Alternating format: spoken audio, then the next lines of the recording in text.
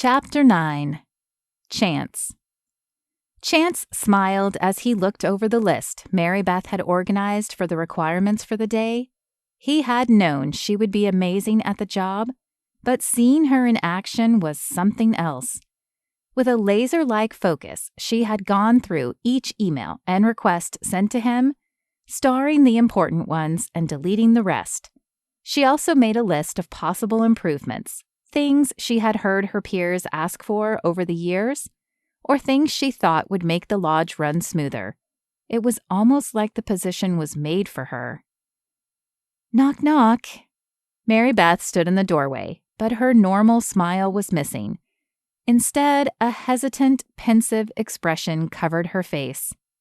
"Do you have a minute?" He'd sent her out to share the good news with the departments, but from the look on her face, he wondered if he should have done it himself. Had people not been excited about her getting the position?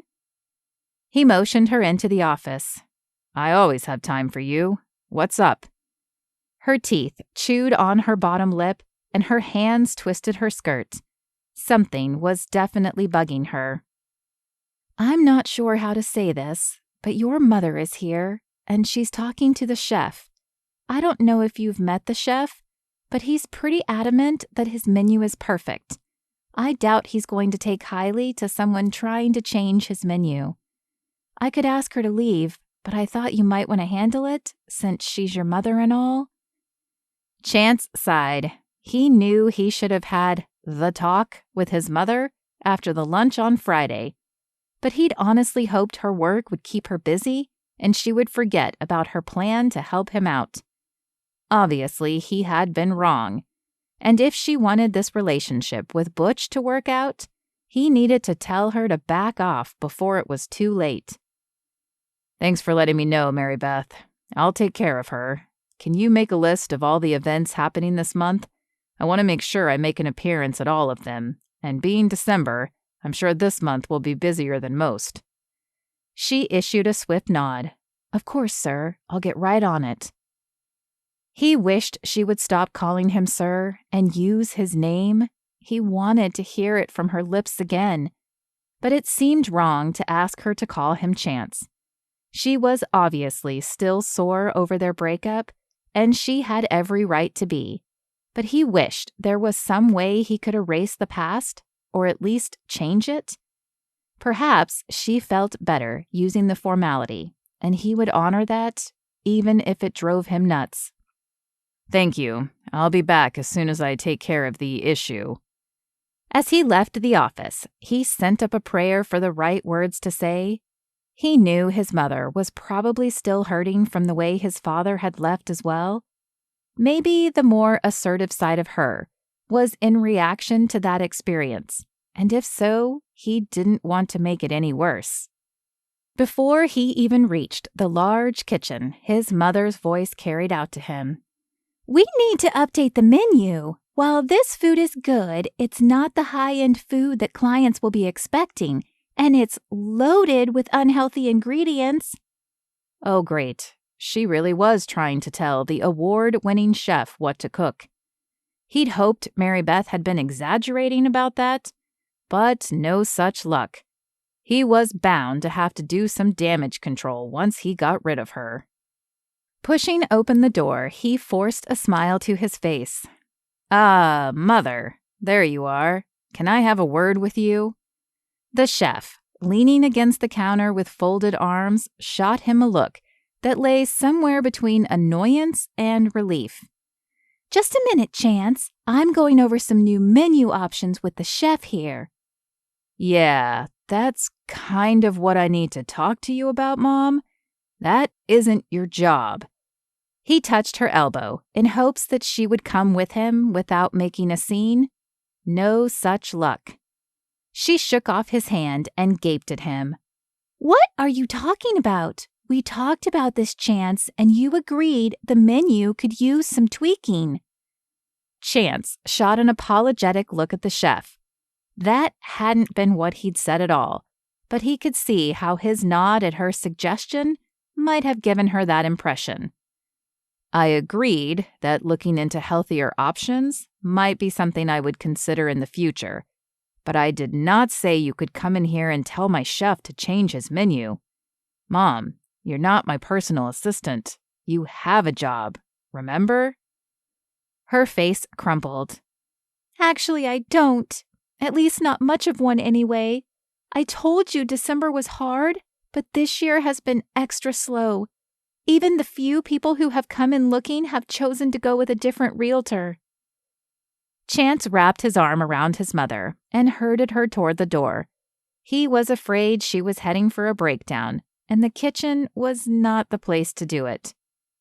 "Mom, let's go somewhere a little quieter and talk." Relief filled him when she allowed him to lead her from the kitchen and into a smaller conference room down the hallway.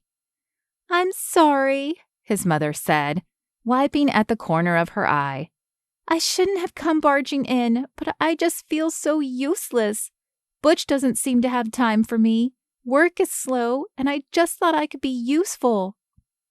He took a deep breath and ran a hand through his hair. "Mom, you are not useless. You are an amazing realtor. But I have to tell you something, and it's not going to be easy to hear." He paused, trying to gather the words in his head so they would come out right. "Now, maybe it's just the fact that I've been gone for a few years, but you have been much more," he struggled to find the right word, "intense since I've been back. I don't know Butch well, but I'm concerned that his distancing might turn into a break-up if you don't find a way to relax a little." Her mouth dropped open, and he wasn't sure if the expression on her face was of anger or denial. He waited for the reprimand he was sure was about to spill forth, but instead she sighed and sank into a chair. "You're right." Her shoulders slumped, and her head fell into her hands. "I've been so lost since your father left me. Helpless. I just needed to feel like I had control over something." Chance pulled out a chair next to his mother and placed a hand on her arm. "Mom, his leaving hit both of us hard. I ran, which was the wrong thing to do, but I guess I never thought about how it affected you. I'm sorry. I should have been there for you." His mother sniffed and chuckled. "You know, all those fad diets were for him. He told me once that I had put on weight and he no longer found me attractive.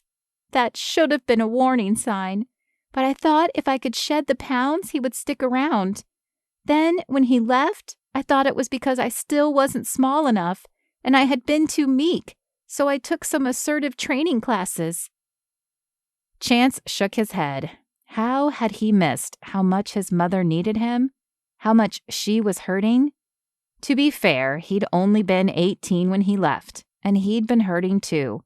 But he should have been there for her. "Mom."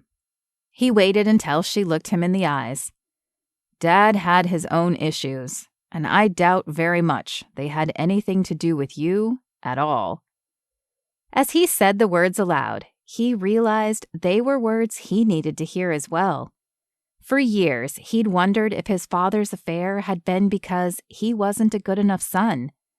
He'd told Merribeth he couldn't love, and he had thought that at the time, but even more, he'd felt that if he hadn't been good enough for his father, how could he be good enough for her?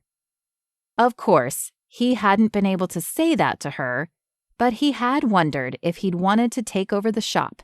Instead of always complaining about it, would his father have stayed? He realized now that his father wouldn't have stayed no matter what. It wasn't about his mother, and it wasn't about him. It was about his father's selfishness, plain and simple. He squeezed her arm. "You are a beautiful woman, Mom. You are smart and talented and—" "Intense?" she asked with a small smile. He chuckled and returned her grin. "A little, but I know if you can find a way to dial it back just a notch or two, that you will not only find yourself again, but someone, whether it's Butch or not, who will love you for who you are." His mother wiped the tears from her cheeks and cocked her head at him.